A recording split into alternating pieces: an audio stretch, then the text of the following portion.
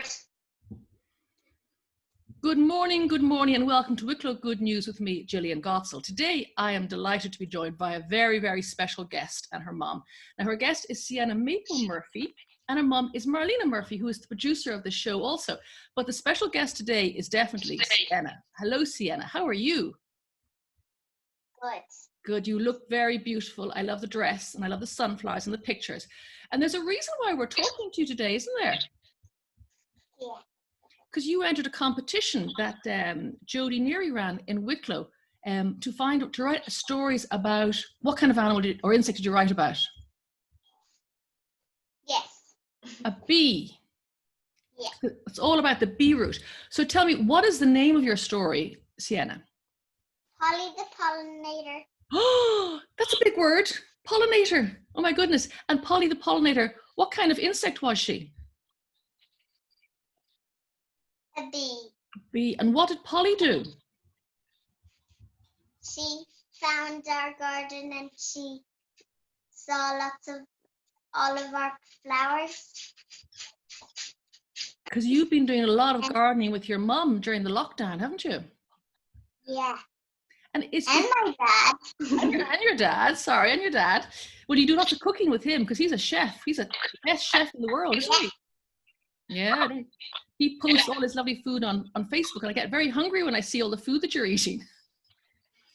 But let's go back. Is the garden just below your bedroom window? It is. Wow. And so in your story, what did Polly the Pollinator do? She collected lots and lots of pollen for all her friends and family, and especially the queen bee. Oh, wow. And where did she carry all the pollen? On her legs, on her pollen baskets on her legs. Oh my goodness, can you imagine doing that? Wouldn't that be weird, having pollen baskets on your legs? How would you walk? How does Polly fly?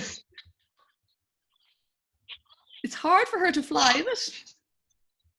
That's her wings because she had to flap her wings twice as hard as usual because she put so much pollen on her legs. Oh my goodness.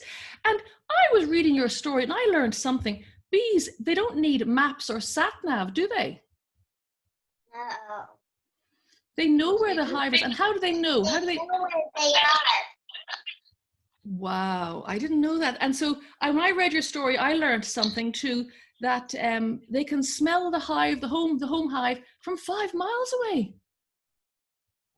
Yeah, and sometimes if they can't smell it, they just go around and try and smell it sometimes. Oh my goodness. So tell me, Siena, it's so exciting you won the competition. The story will be online later. So how old are you?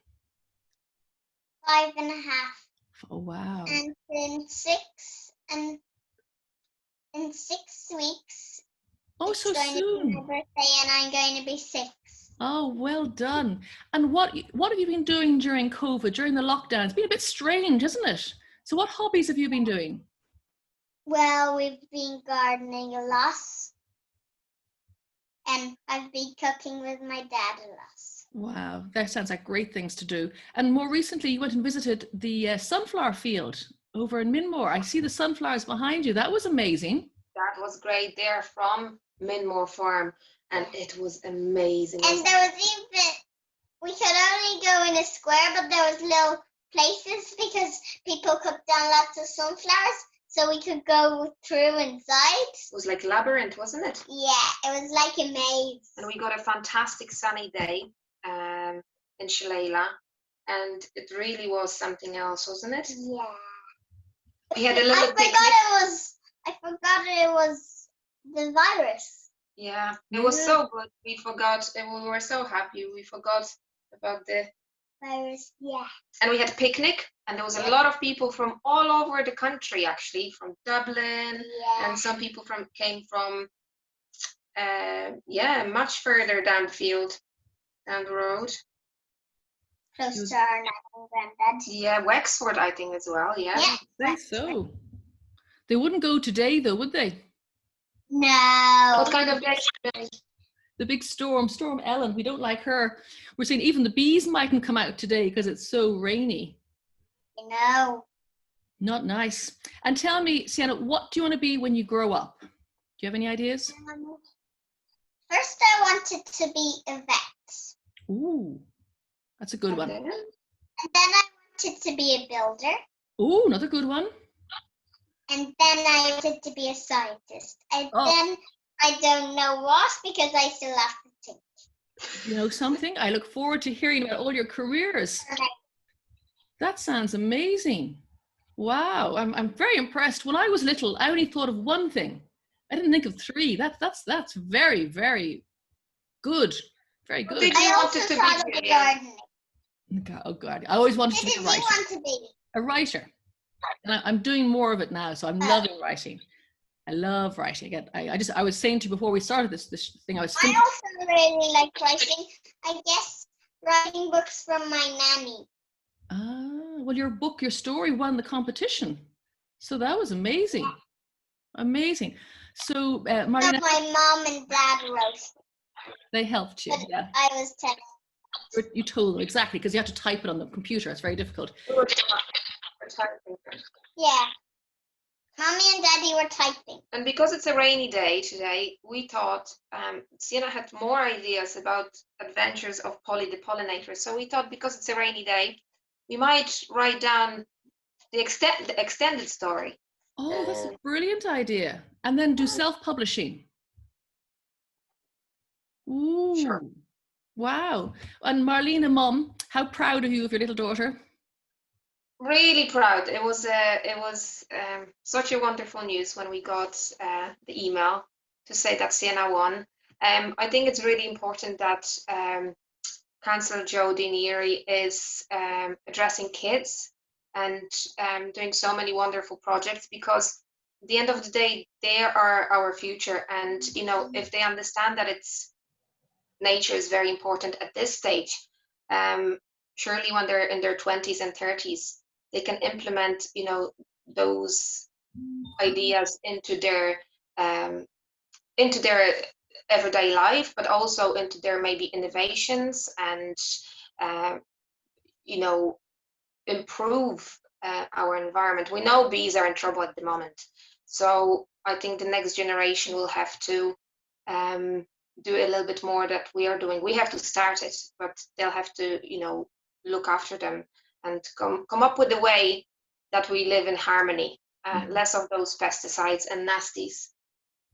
Is that right? Because the busy bees like the weed killers and all of that? No. And there are ways, of dealing with your garden and dealing with weeds that are not harmful. So I think the more people talk about it, especially if kids find out about it, it's no brainer. Why would you harm insects or plants if you can do it more nature friendly and pet friendly and plant friendly way? I think we just have to start a dialogue, and I think it's the best way to start with that generation.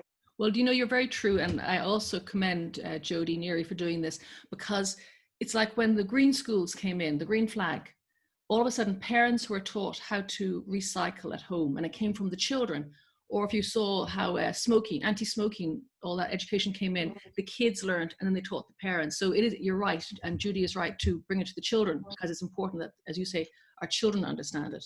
So it's great that we realize that there is need to, to educate children.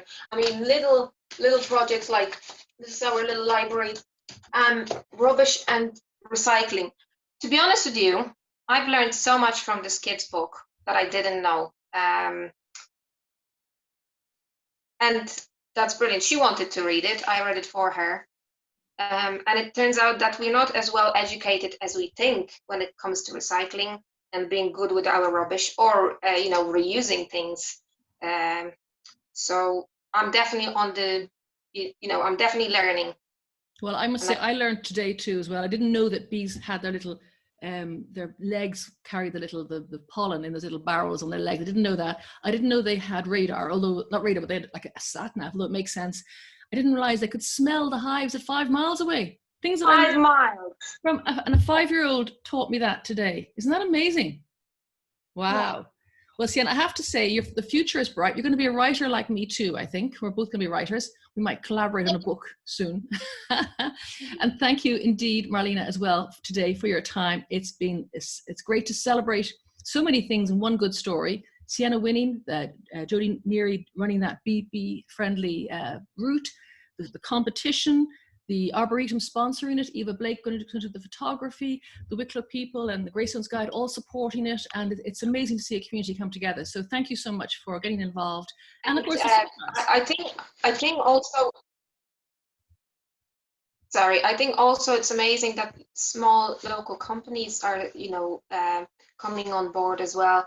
Eva Blake, like you mentioned, and local crafter Peppy Dilly also donated, custom-made little chains for the West as well. So I think there'll be a little buzzy bee, sunflower, and be kind on it. So it's good to see, small family businesses backing up those projects as well. Yeah, and it's amazing. And it's lovely. It's good news, in the midst of all this storm that we have at the moment and the lockdown light that we're back into. It's wonderful to have good news. So congratulations again, Marlena, and congratulations, Sienna, to you. Well done. Excellent job. And thank you to Marlena for producing in front of me and Gavin down on sound. And until next time, be good, be kind, and keep on helping others.